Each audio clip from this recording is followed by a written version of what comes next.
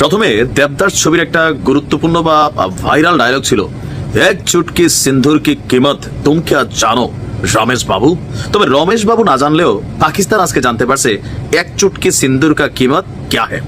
But Pakistan পাল্টা জানাই দিছে যে সিন্দুরের উপরে পিন্দুর আছে। হ্যাঁ, তো যাই হোক, আজকে সারাদিন আমরা যে বিষয়গুলো নিয়ে আলোচনা করছি বা যেই ভারতের অভিযান নিয়ে আলোচনা করছি, এই অভিযানটির নাম ছিল অপারেশন সিন্দুর। নিশ্চয়ই আপনার মনে প্রশ্ন হচ্ছে আমার মতন, এই অপারেশন সিন্দুর মানে কি বা কেন এই নামটা ভারত ব্যবহার করলো। তো চলুন দেখি কি এই নাম আর এটার মাহাত্ম্য কি। এ নিয়ে সরাসরি ভারত কোনো বক্তব্য না দিলেও ভারতীয় কর্তৃপক্ষ কেন এই নামটাকে পিক করেছে এ নিয়ে নিউ ইয়র্ক ভিত্তিক পাকিস্তানি লেখক আজাদ ইশার তিনি একটা তার গবেষণা সামনে নিয়ে এসেছেন। তার মতে হচ্ছে যে পাকিস্তানের চালানো অভিযানে সিধুর নামকরণ চরমপন্থী হিন্দু চিন্তার প্রতিফলন।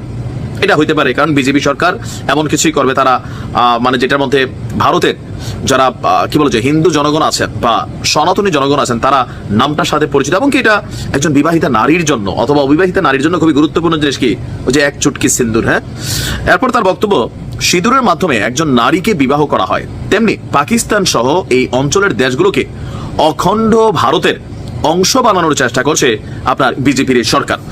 আজাদ লিখছেন, ভারত অপারেশনে সিঁদুর নাম করেছেন এর প্রতীকী অর্থকে অবহেলা করা উচিত নয়। সিঁদুর হলো এক ধরনের লাল রং যা হিন্দু বর তার কনের কপালে পরিয়ে দেয়, মানে জামাই তার বউকে পরাই দেয় কপালের মধ্যে বিবাহের প্রতীক হিসাবে। এটি একটি ফ্যাসিস্ট হিন্দু জাতীয়তাবাদী মানসিকতা, যেখানে পাকিস্তানকে নিজেদের ভূখণ্ড হিসাবে চিহ্নিত করে ভারত নিজেকে একটি বড় সাম্রাজ্যবাদী দৈত্য হিসাবে উপস্থাপন করছে। এর পেছনে রয়েছে প্রতীকী তাৎপর্য।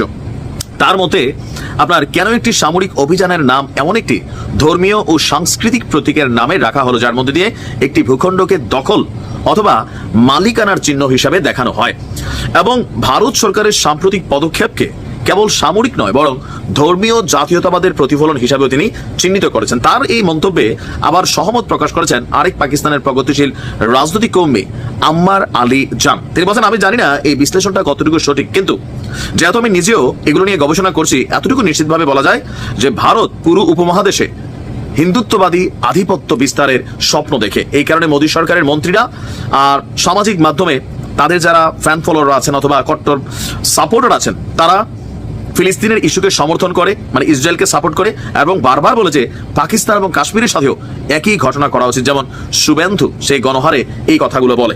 তো এখানে যতটুকু আমরা বুঝতে পারছি যে ভারতের যে বিশাল চিন্তাভাবনা, বিশেষ করে আমার কাছেও এটা ব্যক্তিগতভাবে মনে হচ্ছে আনটিল নাও এই সমস্যাটা সমাধান হয়নি বা রহস্যটা সমাধান হয়নি যে এই পেহেলগামের ঘটনার পেছনে আদৌ কি পাকিস্তান দায়ী ছিল নাকি ভারত। আর যদি দায়ী থাকে, পাকিস্তানের যদি কোনো সংশ্লিষ্টতা থাকে, ভারত সরকারের কাছে গোয়েন্দা তথ্য থাকার পরে কেন তারা এই ঘটনা ঘটতে দিল?